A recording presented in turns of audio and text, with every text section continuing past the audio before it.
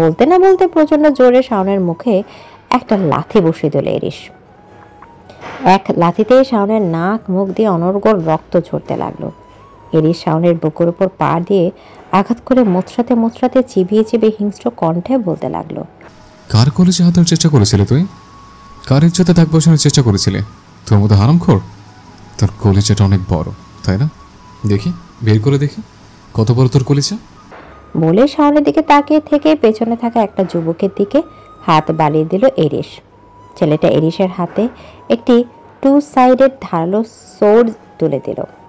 এরিস সেটা নিয়ে এক টানে দুভাগ করে প্রথমে শাওনের দু চোখে প্রবল আক্রোশের সাথে ঢুকিয়ে দিল। তারপর তার জিহ্বা টান দিয়ে ধরে সোর্ড দিয়ে কেটে ফেলল। শাওনের তীব্র চিৎকার এ নিস্তব্ধ উদ্যান ছেড়ে বেরোনোর আগেই অন্যান্য যুবকগুলো তার মুখ চেপে ধরল। এরিস তবুও থামল না। দু হাতে শাওনের বুকে উন্মাদের মতো একের পর এক ছুরিকাঘাত করতেই লাগলো।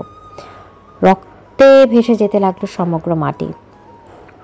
অথচ এরিসের সেদিকে কোনো ভ্রুক্ষেপ নেই।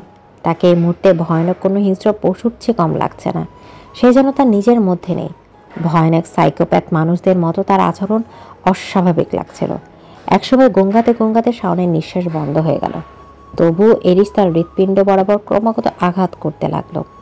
তার বুক ভেদ করে ছিঁড়ে কলিজা বের করে নিয়ে আসলো। শ্বেতা এতক্ষণ মুখ চেপে ধরে এই ভয়ঙ্কর দৃশ্য দেখে যাচ্ছিল, কিন্তু এই দৃশ্য দেখে আর সে নিজেকে সামনে রাখতে পারল না। হাত ছেড়ে দিয়ে গলগল করে বমি করতে লাগলো সে। অথচ এরিসের সাথে যুবকদের এই নিয়ে কোনো ভ্রুক্ষেপ নেই, যেন এসব ঘটনা নিত্যদিন থেকেই দেখে অভ্যস্ত তারা। শাওনের দেহটাকে ক্ষতবিক্ষত করে এরিস ক্ষান্ত হলো। একটা যুবক তার দিকে পানি আর রুমাল বাড়িয়ে দিল। এরিস হাত মুখ পানি দিয়ে ধুয়ে রুমাল দিয়ে মুছে নিল। তার তেজ এই মুহূর্তে কিছুটা হলেও শান্ত হয়েছে। পরক্ষণে তার দৃষ্টিগুলো কবুতর ছানার মতো গুটিয়ে যাওয়া নাজুক শ্বেতার দিকে। কোনো কিছু না বলেই শ্বেতার দিকে এগিয়ে তাকে কাঁধে তুলে নিল এরিস। শ্বেতা ভয়ে আতঙ্কে চিৎকার করতে যেও নিজেকে সামলে নিল। চোখ মুখ খিচিয়ে বন্ধ করে রইল সে। তার মুখমণ্ডলের ন্যায় কোমল তুলতুলে দেহটা পড়ে রইল এরিসের কাঁধের উপর। এরিস তাকে নিয়ে অন্ধকারে হারিয়ে যেতেই তার সাথের যুবকগুলো শাওন এবং তার সাঙ্গপাঙ্গদের লাশগুলো গায়েব করতে ব্যস্ত হয়ে পড়ল। আমি প্লিজ কিছু করবেন না, আমি কিছু করিনি, আমার কোনো দোষ নেই। এদিকে এরিসের সামনে হাত দুটো জোর করে চোখ মুখ খিচিয়ে একদম কথাগুলো বলল শ্বেতা। ভয়ে আতঙ্কে তার শরীর থর করে কাঁপছে। এরিসকে তার কাছে ভরসাযোগ্য মনে হলো এই মুহূর্তে ভীষণ ভয় করছে। উঁচু পাহাড়ি রাস্তায় একপাশে শ্বেতাকে বড় একটা পাথরের খণ্ডের মধ্যে বসিয়ে এরিস এক হাঁটু ভেঙে বসলো তার কাছে। শান্ত দৃষ্টি নিক্ষেপ করে রাখলো কোমলমতি নাজুক তরুণীর পানে। তার মুখে নেই রাগ, ক্ষোভ কিংবা হিংস্রতার কোনো রূপচিহ্ন। আকাশ জুড়ে অজস্র তারার মাঝে আজ পূর্ণ চন্দ্রিমা উদিত হয়েছে। সেই সাথে শীতল পাহাড়ি বাতাস বইছে। বাতাসের প্রতিটা ঝাপটা শ্বেতার লম্বা খোলা চুলগুলোকে বারবার এলোমেলো করে দিচ্ছে। এরিস শ্বেতার চুলগুলো কানের পিঠে আলগোছে গুজে দিল।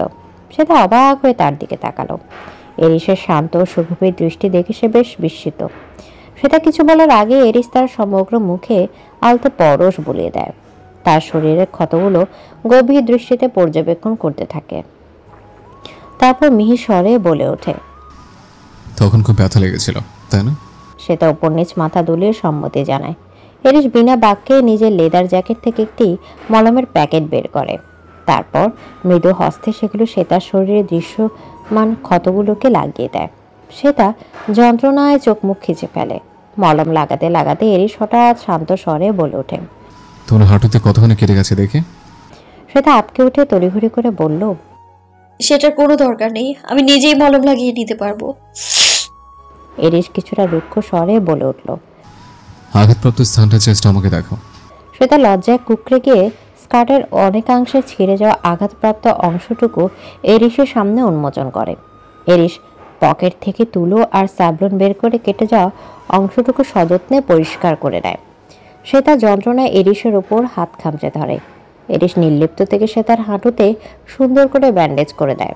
শ্বেতা এরিসের দিকে তাকিয়ে থাকতে থাকতে হঠাৎ লক্ষ্য করে এরিসের বাম হাতের কনুইতে অনেকটা জায়গা কেটে গিয়েছে। কিছুক্ষণ এক দৃষ্টিতে সেটা পর্যবেক্ষণ করার পর সে সাহস সঞ্চয় করে বলে ওঠে, আপনার হাত তো অনেকটা কেটে গেছে, ব্যান্ডেজ থাকলে দিন, আমি করে দিচ্ছি। সেসবের দরকার নেই। কোনো দরকার নেই। এরিস শ্বেতার পানে স্থির দৃষ্টিতে তাকিয়ে বলল, আজকাল বড্ড বেশি কথা বলছো তুমি। শ্বেতা হঠাৎ এক অবাক করা কাণ্ড করে বসলো।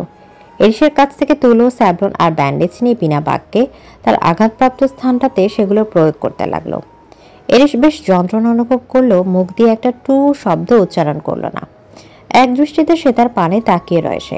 সেটা এক মনে তার কোনোই জায়গাটা ব্যান্ডেজ করতে থাকে। এরিস হঠাৎ শীতল কণ্ঠে বলে ওঠে, আমাকে এই মুহূর্তে ভয় লাগছে না তোমার? সে তার ব্যান্ডেজ লাগাতে লাগাতে শান্ত কণ্ঠে বলল, আপনি তো আমাকে ওই শাওনার ছেলেগুলোর কাছ থেকে বাঁচিয়েছেন, আবার আমার ক্ষতস্থানগুলোতে ব্যান্ডেজও লাগিয়ে দিয়েছেন, তাহলে আপনাকে ভয় কেন পাবো? কিছুক্ষণ আগে তোমার চোখের সামনে যেসব কাণ্ড হলো সেসব দেখে তো তোমার আমাকে ভয় পাওয়া কিংবা ঘৃণা করা উচিত। ভয় আমি পেয়েছি, অস্বীকার করব না। ঘৃণা করো না আমায়? সেটা এই মুহূর্তে একদম চুপ হয়ে গেল। কি বলবে বুঝতে পারল না। সে নিজেও নিজের প্রশ্ন উত্তর জানে না। তারপর আনমনে বলতে লাগলো, আপনি কয়েকটা জানোয়ারকে হত্যা করেছেন, তাদের এমন নৃশংস মৃত্যুই পাওনা ছিল। এটা নিয়ে আমি আপনাকে কোনো দোষ দিব না, আর না ঘৃণা করব। এরিস হঠাৎ নিজের নির্লিপ্ত মুখভঙ্গি পরিবর্তন করে বাঁকা হেসে বলল, তুমি কি ইনডাইরেক্টলি আমাকে কৃতজ্ঞতা জানাচ্ছ? বাই চান্স তুমি ভালো মানুষ মনে করো বসনি তো? তাহলে সেটা একদমই ভুল ভাবছে সেটা মুবাশশিরা। আমার থেকে কখনো সুস্থ ভালোবাসা কিংবা সুস্থ আচরণ একদমই আশা করো না। সেটা অবাক হয়ে এরিসের দিকে তাকিয়ে থাকে। তার ব্যান্ডেজ করা ইতিমধ্যে শেষ হয়ে গিয়েছে। এরিস উঠে দাঁড়িয়ে আকাশের দিকে তাকিয়ে ধরাজ গলায় বলতে থাকে, যে বা যারা আমার অস্তিত্ব কিংবা দুর্বলতাকে ছোঁয়াতে দূর চোখ তুলে তাকানোর চেষ্টা করবে, তার বা তাদের ঠিক আজকের মতো কিংবা এর থেকে ভয়ানক পরিণতি হবে। তারপর সে তার দিকে তাকিয়ে বলতে থাকে, আর তুমি কখনো আমার কিংবা আমার ভালোবাসার কাছ থেকে পালানোর চেষ্টা করবে না, তাহলে এর পরিণামও তোমাকে খুব। শ্বেতা অবাক হয়ে এরিসের মুখের দিকে তাকিয়ে থাকে। এই লোকটার হঠাৎ করে কি হয় সে নিজেও বুঝতে পারে না। তার মনে হয় এরিস নিজের মাঝে বহুরূপী সত্তা লুকিয়ে রাখে। এরিস আচমকা শ্বেতাকে পাঁচখোলা করে কোলে তুলে নেয়। শ্বেতা চমকে উঠে বলে, আরে কি করছেন, নামান আমায়। এরিস শ্বেতার দিকে শীতল দৃষ্টি নিক্ষেপ করে, যার অর্থ একদম চুপচাপ থাকবে মেয়ে। ব্যাস। সেটা একদম ভদ্র বাচ্চার মতো চুপচাপ হয়ে যায়। এরিস শ্বেতাকে নিজের অন্যতম প্রিয় শখের বাইক হোন্ডা এক্স ব্লেডের কাছে এগিয়ে নিয়ে যায়। নিজের বাইকের রাইডারের সিটে বসে শ্বেতাকে ঠিক তার সামনে নিজের দিকে ঘুরিয়ে বসিয়ে দেয়। শ্বেতা তীব্র অস্বস্তি ও লজ্জা অনুভব করলেও কিছু বলতে পারল না। এরিস কোনো কথা না বলে পাহাড়ি আঁকাবাঁকা রাস্তায় বাইক স্টার্ট দেয়। পাহাড়ি রাস্তা লাগানো ল্যাম্প পোস্টের সোডিয়াম আলোয় রাস্তা আলোকিত হয়ে রয়েছে। তারই মধ্যে দিক বিদিক শূন্য হয়ে কালো রঙের বাইকটা প্রচণ্ড দ্রুত গতিতে এগিয়ে চলছে সুদূর পানে। শো শো করে তীব্র বাতাস বইছে।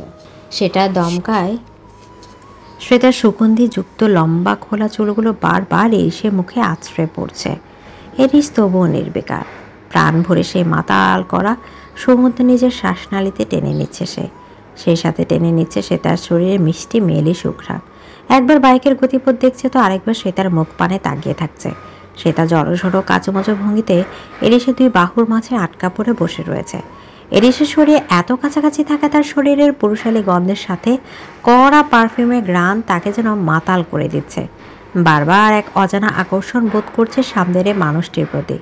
দীর্ঘক্ষণের চাপা নীরবতা ভঙ্গ করে হঠাৎ শ্বেতা বলে উঠল, আজকে যে এতগুলো খুন করলেন, সবাই যদি সেগুলো সম্পর্কে জেনে যায় তখন কি করবেন? এরিস বাঁকা হেসে নির্লিপ্ত ভঙ্গিতে বলে, আমাকে তোমার এত কাছে খেলার মনে হয় মাইরিক? আজকে রাতের পরে আগামীকাল সকালে ওদের দেহের কোনো অস্তিত্ব কখনোই খুঁজে পাবে না। শ্বেতা অবাক হয়ে জিজ্ঞেস করলো, কিন্তু কিভাবে? আর আপনার এত ক্ষমতা? আমার ক্ষমতার সম্পর্কে এত কিছু জানার দরকার নেই, সময় হলে নিজে থেকে জানতে পারবে। আচ্ছা, আমার বান্ধবীরা আর ম্যাডাম স্যাররা যদি আমার সম্পর্কে খোঁজ করে আর ওরা আমায় না পেয়ে যদি টেনশন করে? ওসব চিন্তা তোমায় করতে হবে না, তুমি শুধু নিজের স্বাভাবিক থাকলেই হলো। আবারও দুজনের মধ্যে নীরবতা বিরাজ করে। শ্বেতা হঠাৎ এরিসের দৃঢ় গভীর নিঃশ্বাসের আওয়াজ শুনতে পেয়ে থমকে যায়। বাইকটাও কেমন টালমাটাল ভঙ্গিতে বলছে। শ্বেতা আতকে উঠে বলল, বাইকটা হঠাৎ এভাবে চলছে কেন? আর আপনার কি কিছু হয়েছে? এরিস কোনো কথা না বলে আচমকা বাইকের ব্রেক কষে। তাতে শ্বেতা হঠাৎ করে এরিসের চওড়া বুকে আছড়ে পড়ে। উঠতে নিতে খেয়াল করে এরিস দু হাতে তাকে জাপটে ধরে নিয়েছে। তার বুকে এরিস হঠাৎ এলোমেলো ভঙ্গিতে মাথা গুঁজে দিল। শ্বেতা নড়াচড়া করলেও এরিস তাকে আটকে দেয়। তারপর অনেকক্ষণ জোরে জোরে নিঃশ্বাস নিয়ে শ্বেতাকে নিজে থেকেই দূরে ঠেলে দেয়। বাইক থেকে নেমে এরিস রেলিং ঘেঁষা শুরু পাহাড়ি রাস্তায় গিয়ে দাঁড়ায়। প্রায় সমতল ভূমিতে চলে এসেছে তারা। নিচে ছোট্ট একটা নদী প্রবাহমান। নিস্তব্ধ রাতে কলকল তরঙ্গ নিয়ে বয়ে চলেছে উর্মিমালা। এরিস সেদিকে নিরন্তর তাকিয়ে রয়। সে তার বাইক থেকে নেমে অনেক কষ্টে খুঁড়িয়ে খুঁড়িয়ে হেঁটে গুটি গুটি পায়ে এরিসের পাশে এসে দাঁড়ায়। এরিস তাকে দেখে থমথমে কণ্ঠে বলে ওঠে, এখানে কেন এসছো তুমি? আমার থেকে সবসময় দূরে দূরে থাকবে তুমি। সে তার ভীষণ অবাক হয়। এই লোকটার হঠাৎ করে কি হয় কে জানে। নিজেই সে তার কাছাকাছি আসবে, তাকে নিজের কাছে নিয়ে আসবে, আবার নিজেই বলবে তার থেকে দূরে থাকতে। মাথায় তার কয়টা ছিঁড়া কে জানে। শ্বেতা বিড়বিড় করে বলে ওঠে, আমার গায়ে কি ঘা লেগে আছে নাকি যে কাছে আসলে গায়ে ফোসকা পড়বে? তার বিড়বিড় করে বলা কথাটিও এরিস শুনে ফেলে। সে শ্বেতার একদম কাছাকাছি এসে তার দুই বাহু ঝাঁকিয়ে কিছুটা রুক্ষ স্বরে বলে ওঠে, এই মেয়ে, বোকা নাকি তুমি? বুঝতে পারো না তোমার প্রতি আমার কতটা আকর্ষণ আর নেশা জমা রয়েছে? মানসিক এবং শারীরিক দুদিক থেকে তোমাকে একান্ত আপন করে পেতে চাই আমি। চুম্বক আর লোহা যেমন একসাথে থাকলে কখনো আলাদা থাকতে পারে না, তেমনি তুমি আমার কাছাকাছি থাকলে আমি কিছুতেই তোমার থেকে আমার কাছাকাছি থাক। বলে সে তাকে আবারও নিজের দিকে দূরে সরিয়ে দেয় এরিস। সেটা হালকা ব্যথা পেলেও সেটা সহ্য করে নেয়। তাহলে আমাকে নিজের কাছাকাছি আনেন কেন? একেবারে দূরে সরিয়ে দিলেই তো পারেন। তারপর মৃদু স্বরে বলে ওঠে। সেটা সেই কথাতে এরিসের মুখের মাঝে হঠাৎ করে হিংস্রতা ভর করলো। দুই চোয়াল শক্ত হয়ে গেল।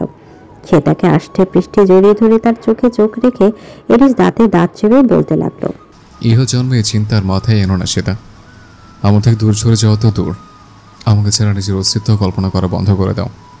কারণ তোমার অস্তিত্ব জোরে শুধুমাত্র আমিই বিরাজ করব। তুমি চাইলেও সেই নিয়তি কখনো বদলাতে পারবে না।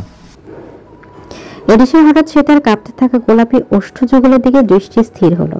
সেদিকে তাকিয়ে তার হঠাৎ করে হৃদস্পন্দন বেড়ে গেল। গলা শুকিয়ে কাঠ হয়ে গেল। সে তার ঠোঁট জোড়ার খুব কাছাকাছি নিজের ঠোঁট জোড়া নিয়ে এলো এরিস। দুই ঠোঁটের মাঝখানে মাত্র কয়েক সেন্টিমিটারের দূরত্ব। এটা দেখে শ্বেতা চোখ মুখ খিচে বন্ধ করে নিল। এরিস শেষ মুহূর্তে এসে নিজেকে সামনে নিল।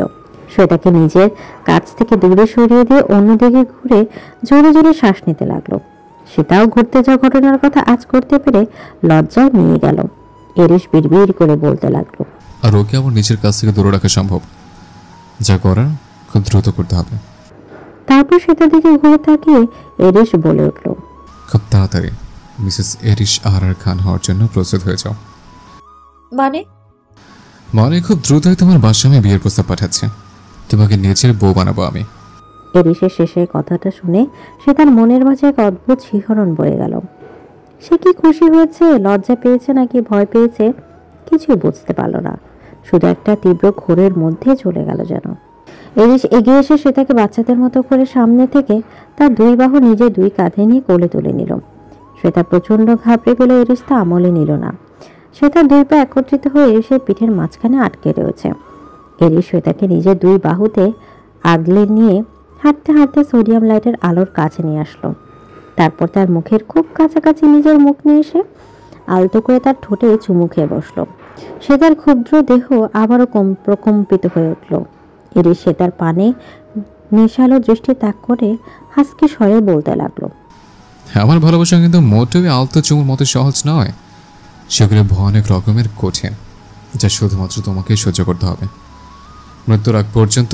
আর কখনো যদি আমাকে ছেড়ে যাওয়া আমার কাছ থেকে পারো না, কিংবা আমায় ধোঁকা দেওয়ার মতো কাজ করে, সেদিন আমার ভালোবাসা ভয়ানক রূপ ধারণ করবে, যা হয়তো তোমার সহ্য ক্ষমতার অনেক বাইরে চলে যাবে। So be careful about this. বলে সেটা সরু লম্বা নাকে নিজের নাক ঘষল এরিস। আর সেটা কেবলমাত্র ফ্যালফ্যাল দৃষ্টি মেলে তাকিয়ে রইল এরিস নামক রহস্যময় মানবটির মুখপানে। কাল সারা তুই কোথায় ছিস শ্রেতা? আমি তো চিন্তায় কতটা অস্থির হয়ে গেছিলাম জানিস তুই। সকালবেলা শ্বেতাকে রিসোর্টের বারান্দায় বসে থাকতে দেখে অহনা চিন্তিত মুখে এগিয়ে এসে কথাটা বলল। এরিসের কথা মতো শ্বেতা তার গায়ে একটা লং ড্রেস পরে আঘাতপ্রাপ্ত স্থানগুলো যথাসম্ভব লুকিয়ে ফেলেছে। তাই অহনা তাকে দেখে ঘটনার কিছুই আঁচ করতে পারল না।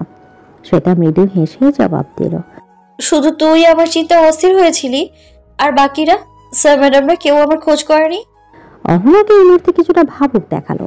সে শ্বেতার পাশে বসতে বসতে জবাব দিল, ব্যাপারটায় আমিও ভীষণ আশ্চর্য হয়েছি শ্রেতা। তুই গতকাল রাত থেকে নিখোঁজ ছিলি, অথচ আমি আর আমাদের গ্রুপের মেয়ে ছাড়া কাউকে তোকে নিয়ে চিন্তা করতে দেখিনি। চিন্তা তো দূরে থাক, তোর ব্যাপারে কেউ কোনো খোঁজ নেওয়ার আগ্রহও দেখায়নি। সে তো অবাক হয়ে জানতে চাইলো, কিন্তু এমনটা কি করে সম্ভব? আমরা প্রত্যেকটা স্টুডেন্ট তো স্যার ম্যাডামদের রেসপন্সিবিলিটি। আমাদের কিছু হয়ে গেলে তো তাদের উপর দায়ভার পড়বে। তাহলে তাদের একটা জলজ্যান্ত ছাত্রী নিখোঁজ হয়ে গেল, অথচ তাদের মধ্যে ব্যাপারটা কোনো প্রভাব ফেললো না। বিষয়টা কি আদৌ বিশ্বাসযোগ্য? আমার মনে হয় এই ব্যাপারটার কোনো ঘাপলা আছে। আর জানিস, গতকাল থেকে শাওন মির্জা আর তার কয়েকজন ব্যাচমেটকে খুঁজে পাওয়া যাচ্ছে না। মানে তারা এমনভাবে গায়েব হয়েছে যে তাদের কোনো অস্তিত্বই পাওয়া যাচ্ছে না। হঠাৎ করে এভাবে জলজান্ত কতগুলো মানুষ পৃথিবী থেকে গায়েব হলো কি করে? শাওন মির্জার কথা উঠে আসতে সে তার গতকালের রাতে লোমহর্ষক ঘটনাগুলো মনে পড়ে শরীর শিউরে উঠল। তার চমকানো স্পষ্ট টের পেল অহনা। সে চিন্তিত ভঙ্গিতে জিজ্ঞেস করলো, তোর হঠাৎ কি হয়েছে? আর তুই তো বললি না গতকাল রাতে তুই কোথায় ছিলি? যেটা কথা ঘুরে বলে উঠল, আরে রিসোর্টের আশেপাশেই ছিলাম, ঘুম আসছিল না, তাই শেষ রাতে বারান্দায় বসে কাটিয়ে দিয়েছিলাম। এটা নিয়ে চিন্তা করিস না তো এত। আমি এখন ফিরে এসেছি, এটাই কি যথেষ্ট নয়? হ্যাঁ, তা ঠিক। আচ্ছা, যাই হোক, এখন তাড়াতাড়ি রুমে গিয়ে প্যাকিং করা শুরু কর। এখনই প্যাকিং করব কেন? আমাদের পিকনিক তো আরো 2 দিন আছে। সব ক্যান্সেল। আমাদেরটা সহ সব ডিপার্টমেন্টের হেডরা ঘোষণা করেছে আজকের মধ্যে আমাদের ঢাকা ব্যাক করতে হবে। সেটা ভীষণ অবাক হয়ে গেল। হঠাৎ করে এত তাড়াহুড়ো করে ঢাকা ব্যাক করার কারণ কি? এর মধ্যে আবার কোনো ঘাপলা আছে নাকি কে জানে। সবাই ব্যাগ প্যাকিং করে বাসের উদ্দেশ্যে দাঁড়িয়ে রয়েছে। পাহাড়ের পিচঢালা রাস্তার বাঁকে লাল রঙের 5-6টা বাস দাঁড়িয়ে রয়েছে। অনেক স্টুডেন্ট আর স্যার ম্যাডামরা ইতিমধ্যে সেখানে অবস্থান করছে। শ্বেতা অহনা সহ নিজের ফ্রেন্ড সার্কেলের বান্ধবীদের নিয়ে বাসের উদ্দেশ্যে রওনা দিচ্ছিল। ঠিক তখনই তাদের সামনে এসে দাঁড়ালো এরিস। এরিসকে দেখে শ্বেতা থমকে গেল। একটা অজানা ভয়, অস্বস্তি ঘিরে ধরল তাকে। অপরদিকে অহনা, অনামিকা, শান্তা, জুই এরাও কিছুটা চুপসে গিয়ে দাঁড়িয়ে পড়ল। এরিস সবার দিকে তীক্ষ্ণ দৃষ্টিতে তাকিয়ে রইল। জুই কিছুটা সাহস সঞ্চয় করে হেসে বলে উঠল, কিছু বলবেন অ্যারিশ ভাইয়া? এরিস কিছুক্ষণ চুপ করে থেকে শ্বেতা অহনা বাদে বাকি সকলদের দিকে সরু দৃষ্টি নিক্ষেপ করে গম্ভীর কণ্ঠে বলতে লাগলো, এরপর থেকে কাউকে দুর্বল কিংবা নরম পেয়ে তার সাথে যেমন খুশি তেমন বিহেভিয়ার করা, তাকে আলতু ফালতু ডেয়ার দেওয়া থেকে বিরত থাকবে।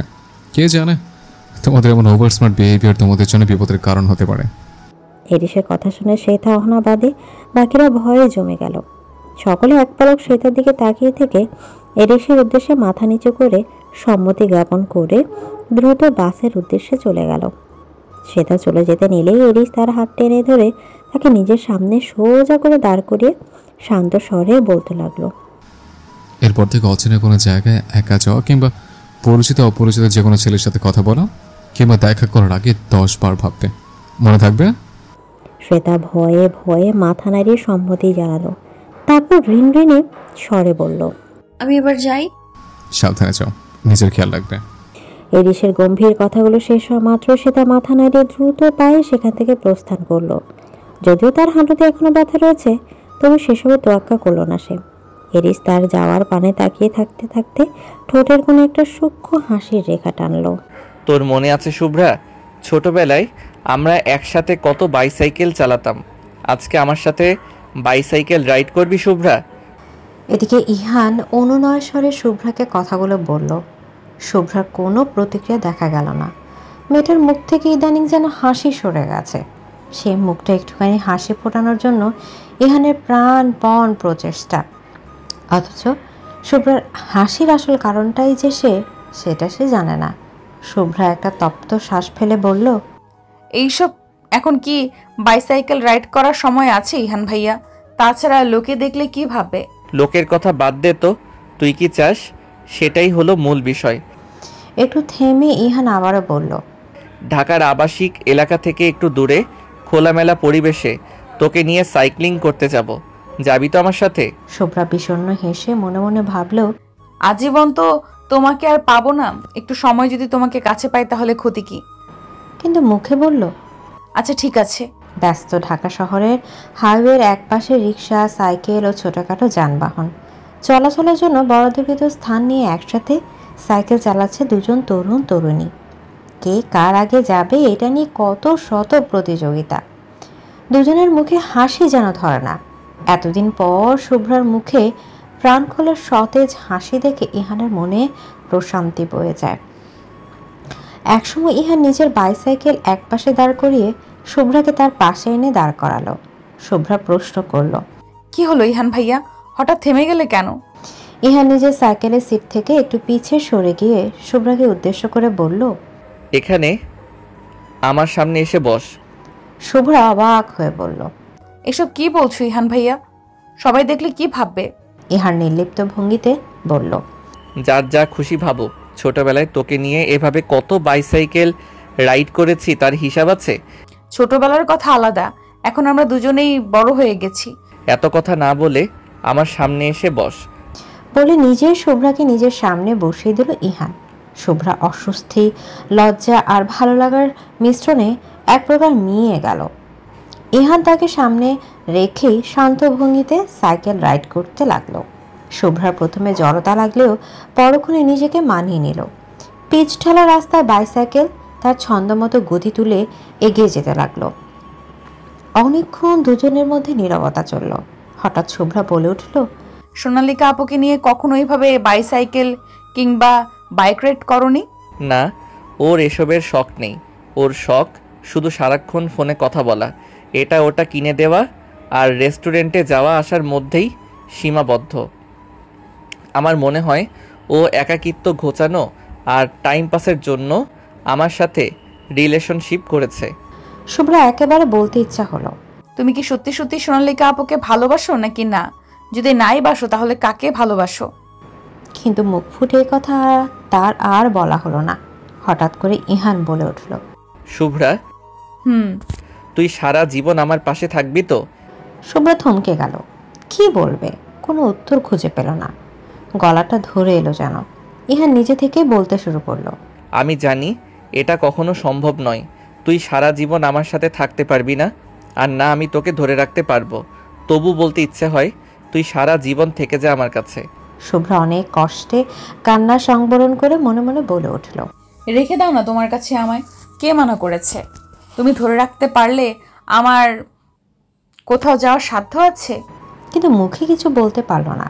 তার আগেই ইহান বলতে লাগলো, ছোটবেলার তুই আর এখনকার তুই, এই দুজনের মধ্যে অনেক পার্থক্য তৈরি হয়ে গেছে রে শুভ্রা। তোকে নিয়ে আমার অনেক ধারণা, আবেগ, অনুভূতি সব পাল্টে যাচ্ছে। জানি না এসব আমার সাথে কি হচ্ছে, কেন হচ্ছে, কিছু বুঝতে পারছি না আমি। শুভ্রা আর্দ্র কণ্ঠে বলে উঠল, কিছু কিছু জিনিস সময় মতো বুঝতে না পারলে পরে আফসোস করতে হয় ইহান ভাইয়া। দেখো তখন যেন আবার দেরি না হয়ে যায়। ইহান যেন শুভ্রার সেই কথা শুনতেই পেল না। পিচঢালা রাস্তায় আসতেই রাস্তার একপাশে ফুচকা স্টল দেখে সে জোরে বলে উঠল, এই শুভ্রা দেখ, ফুচকাওয়ালা, তুই ফুচকা খাবি? শুভ্রা সম্মতি জানালো। ইহান তার হাত টেনে দৌড় লাগালো সেই দিকে।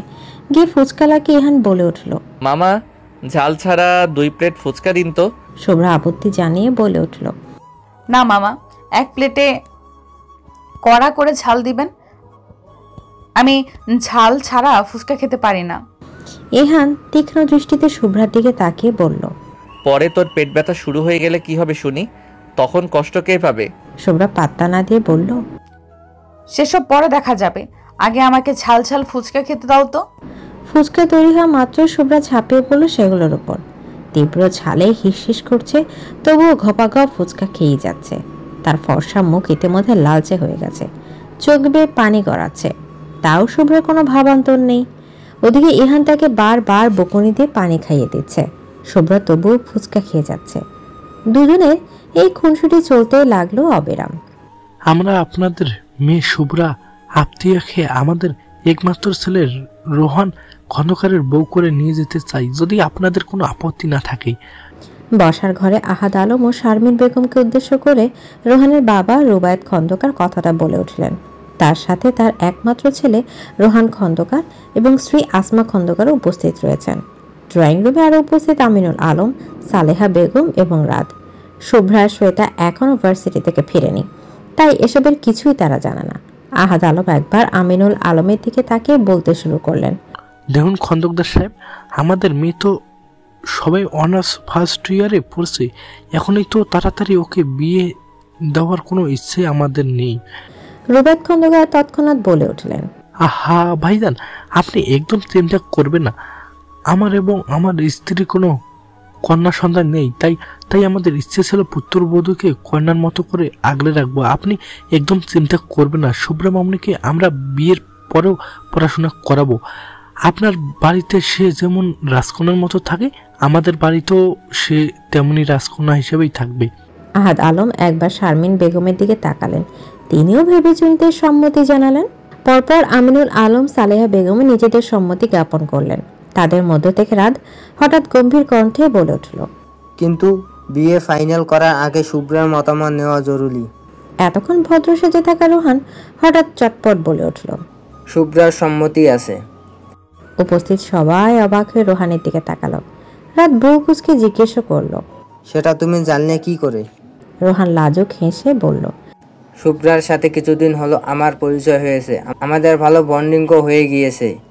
তাই আমরা মনে হয় না যে সেই এই বিয়েতে কোনোরূপ অমত করবে। রোহানের কথার ধরন দেখে মিথ্যা কথাটাকেও কারো অবিশ্বাসযোগ্য মনে হলো না। সকলে ধরে নিল শুভ্রার এই বিয়েতে অসম্মতি জ্ঞাপন করার কোনো কারণ নেই। আসমা খন্দকার বলে উঠলেন, তাহলে তো হয়েই গেল। পাত্র পাত্রী আগে থেকেই চেনা জানা আছে, এতে করে আরো ভালো হলো। এবার তাহলে বিয়ের ডেটটা ফাইনাল করা যাক। কার বিয়ের কথাবার্তা চলছে? হঠাৎ পেছন থেকে কারো গরুগম্ভীর ধরাজ কণ্ঠস্বর শুনে সবাই চমকে সেদিকে তাকালো। সকলে অবাক হয়ে দেখল সাদা পাঞ্জাবি পায়জামা পরিহিত 40 সুঠাম গড়নের এক মধ্যবয়স্ক পুরুষ অত্যন্ত দাম্ভিকতা সহকারে এগিয়ে আসছেন। তার সাথে আরো দুজন অভিজাত বয়স্ক পুরুষ মহিলা। দুজন কালো কোট প্যান্ট পরা সার্ভেন্টের হাতে অনেকগুলো মিষ্টির প্যাকেট। আহাদ আলম, আমিনুল আলম অবাক হয়ে দাঁড়িয়ে গেলেন। বাকিরাও বিস্মিত নয়নে তাকিয়ে রয়েছে। নাহিয়ান খান ডান পাশে খালি সোফাটায় বড্ড আয়ের সহকারে বসে পড়লেন। রেজওয়ানা খান এবং রাফায়েত খান অপর পাশে বসলেন। সার্ভেন্ট দুজন মিষ্টিগুলো টেবিলের উপর রাখলো। শারমিন বেগম অবাক কণ্ঠে নাহিয়ান খানের উদ্দেশ্যে প্রশ্ন করলেন, আপনি কে? আপনাকে তো ঠিক চিনতে পারলাম না। নাহিয়ান খান ফিচেল হেসে বললেন, দেশের নামকরা রাজনীতিবিদ আর ব্যবসায়ী নাহিয়ান আরহার খানকে চিনেন না ভাবি? শারমিন বেগম থতমত খেয়ে স্বামীর দিকে তাকালেন। আহাদ আলম বললেন, ইনি দেশের প্রখ্যাত রাজনীতিবাদ এবং বিজনেসম্যান নাহিয়ান আওরার খান, খান গ্রুপ অফ ইন্ডাস্ট্রিজের বর্তমান সিইও। আমিনুল আলম অবাক কণ্ঠে নাহিয়ান খানকে জিজ্ঞেস করলেন, কিন্তু আপনারা হঠাৎ এখানে আগমনের উদ্দেশ্য বুঝতে পারলাম না। নাহিয়ান খান বললেন, আরে সবাই বসে পড়েন তো। এইভাবে দাঁড়িয়ে আছেন যেন আমি ভেতরে ঢুকি মস্ত বড় কোনো অপরাধ করে ফেলেছি। নাহিয়ান খানের কথায় সকলে বসে পড়ল, কিন্তু সকলের বিস্মিত ভাব এখনো কাটেনি। নাহিয়ান খান রয়ে শোয়ে আহাদ আলম ও শারমিন আলমের উদ্দেশ্যে বলতে লাগলেন, আমার একমাত্র ছেলে আরিশ আরহান খান, খান গ্রুপ অফ ইন্ডাস্ট্রিজের ভবিষ্যৎ কর্ণধার। আমার সমস্ত স্থাবর অস্থাবর সম্পত্তির একমাত্র উত্তরাধিকারী। আমার সেই ছেলে, একমাত্র আদরের ছেলের জন্য আপনার মেয়ে শ্রেতা মুবাশিরার হাত চাইতে এসেছি। আশা করি আমার এই প্রস্তাব আপনারা ফিরিয়ে দেবেন না। নাহিয়ান খানের মতো এত নামি দামি আর ধনী ব্যক্তির ছেলের জন্য তাদের বাড়ির মেয়ের সম্বন্ধ এসেছে শুনে এবং সেই সাথে নাহিয়ান খানের এত বিনত ভাবভঙ্গি দেখে উপস্থিত সকলে বিস্ময়ে হতবাক হয়ে গেল। কেউ কিছু বলার ভাষা হারিয়ে ফেলল। এদিকে রাদের পুরো পৃথিবী যেন থমকে গিয়েছে। বুকের মাঝে অসহ্য এক যন্ত্রণা শুরু হয়ে গিয়েছে। সে কিছু বলতে যাবে তার আগে রিজওয়ানা খান বলে উঠলেন, আপনারা নিশ্চিন্তে আপনাদের মেয়ে আমাদের নাতির জন্য দিতে পারেন।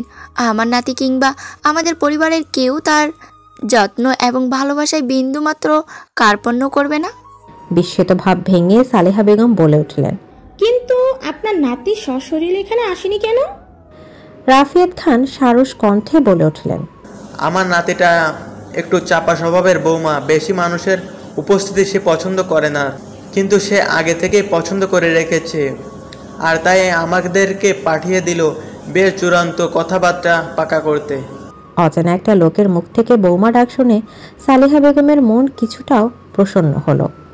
রাত হঠাৎ বলে উঠল, আপনার নাতি আই মিস এরিশ আহরান খান কি শ্রেতাকে আগে থেকেই চেনে? তাদের মধ্যে কি আগে থেকে জানাশোনা আছে? রিজওয়ানা খান বললেন, তা তো আছেই বাবা। আমাদের দাদুভাই তো সেই কবে তার জন্মদিনের সন্ধ্যায় আমাদের হবু নাতবউয়ের সাথে আমাদের দেখা করিয়ে দিয়েছিল।